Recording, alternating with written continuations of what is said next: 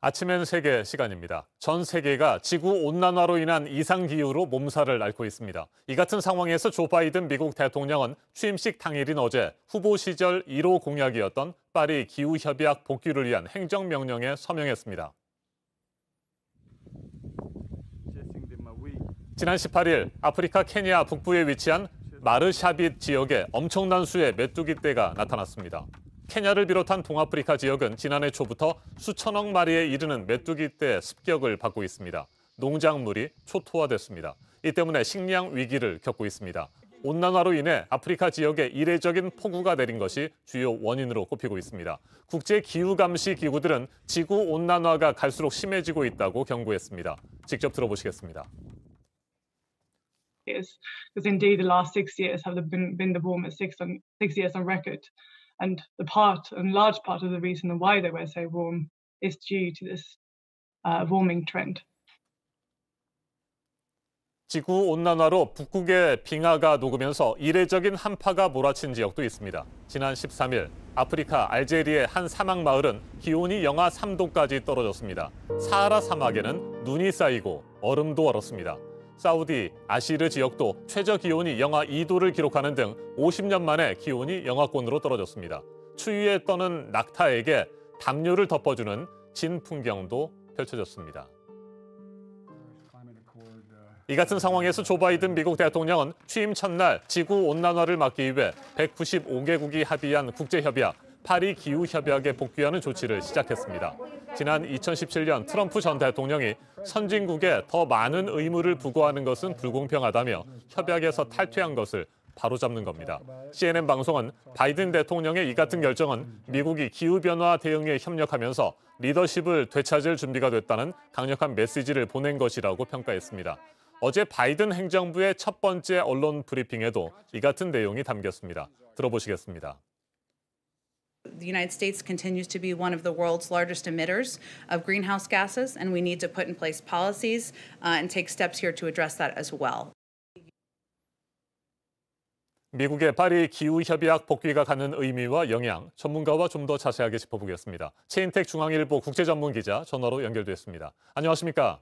네, 안녕하십니까? 네, 바이든 대통령이 취임하자마자 곧바로 파리 기후협약 복귀를 결정했습니다. 환경적 측면은 물론이고요. 외교적 측면에서도 상당한 의미가 있지 않겠습니까? 네, 그렇습니다. 파리 기후협약은 인류 공통의 재앙인 기후변화에 대응하기 위해서 2015년 12월에 195개국이 합의한 정말 글로벌적인 협약이죠. 여기서 내용을 보면은 탄소 배출은 이제 전 세계적으로 중국이 28%, 미국이 14%, 유럽이 10%입니다. 그런데 이제 트럼프 대통령이 2017년 6월 탈퇴 선언을 하고 지난해 대선 직전인 11월 4일에 공식 탈퇴를 했습니다.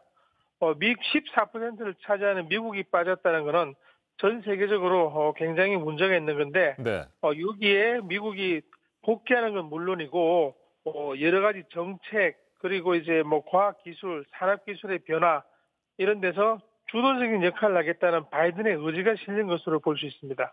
네, 바이든 대통령, 트럼프 전 대통령이 100건에 이르는 환경 규제를 완화했었는데 이런 것들도 바로잡을 예정인 것으로 알려졌습니다. 바이든 행정부의 주요 환경 정책, 주목해서 봐야 할 것들이 어떤 것들이 있겠습니까? 네, 그렇습니다. 2035년까지 청정 에너지 경제를 달성한다는 건데요.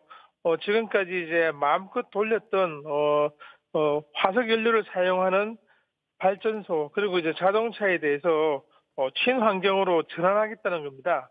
이를 통해서 2050년까지 온실가스 순 배출량을 제로로 만들겠다는 아주 야심만만한 계획을 목표를 잡고 있는데요. 이를 위해서는 전체 이제 산업 구조 자체가 바뀌어야 되고 과학 기술로 이를 이제 극복하는 여러 가지 투자가 있어야 됩니다. 이를 통해서 이제 국제 정치에서도 미국이 새롭게 글로벌 친환경 정책을 주도하는 그런 시대를 열겠다 이런 건데요. 바로 눈으로 볼 수 있는 게 앞으로 미국의 통학버스, 학생들이 타는 버스는 전부 친환경으로 바뀔 것이고요. 50만 개를 목표로 고속도로에 전기 자동차 충전소를 대대적으로 지을 계획입니다. 이 때문에 이제 어떤 친환경 경제 자체도 큰 붐을 일으킬 것으로 보입니다. 네. 석탄 발전에 의존하고 있는 개발도상국들은 물론이고요. 최근 온실가스 배출 감축에 소극적이라는 평가를 받아온 우리나라도 바이든 행정부의 외교적 압박을 받지 않겠습니까? 어떻게 보십니까? 바이든 행정부 이전에 그 글로벌 사회에서 한국이 상당한 압박을 받을 수밖에 없습니다. 왜냐하면은 그 기후변화 대응 성적을 나타내는 기후변화 대응 지수라는 게 있는데요. 지난해 한국은 61개국 중에서 58위를 차지했습니다. 이 때문에 이제 어떤 그 탄소 를 줄이는 그런 분야에서 전 세계적으로 압박을 받을 수가 있고 앞으로 주요 20개국 정상회의라든지 아니면 G7에 이제 한국이 초청됐는데요. 거기에서도 어떤 그 탄소 산업에 대해서 재정 지원을 중단하라 이런 이제 압박을 받을 가능성이 있는데 한국도 선도적으로 대처를 해서 국제사회에서 발언권을 확대하고 우리가 이제 오히려 산업 구조를 저탄소로 전환하면서 이를 주도하면서 어떤 경제적, 과학적, 정책적 노력을 벌이는 그런 모습이 필요하다고 하겠습니다. 알겠습니다. 최인택 중앙일보 국제전문 기자였습니다. 우리나라를 포함한 동아시아 국가들은 지난해 최장 기간 이어진 장마로 큰 피해를 입었습니다. 그런데 지구온난화로 인한 피해는 결코 일부 국가만의 일이 아닙니다. 전문가들은 어쩌면 코로나19보다 기후 재앙이 더 무서울 수 있다고 경고하고 있습니다. 파리 기후협약 체결을 이끌었던 로랑 파비우스 전 프랑스 외무장관은 로이터와의 인터뷰에서 코로나19에 대처하듯 기후변화에도 적극적인 대책을 마련해야 한다고 말했습니다. 그러면서 기후변화에는 백신이 없다고 강조했습니다. 지금까지 아침엔 세계였습니다.